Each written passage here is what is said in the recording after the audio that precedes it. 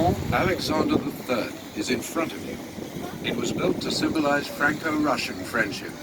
Tsar Nicholas II placed the first stone in 1886. The metallic bridge's notable feature is that it has only a single arch. It is one of Paris's most beautiful bridges. Ante ustedes el puente Alejandro III, que se construyó para simbolizar la amistad franco-rusa.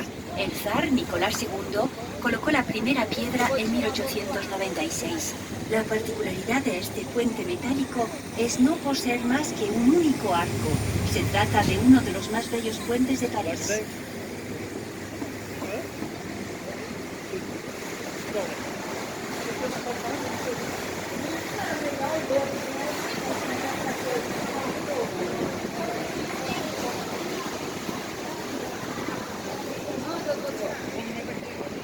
Nous abordons maintenant le pont de la Concorde, achevé en 1791 avec des pierres provenant de la démolition de la prison.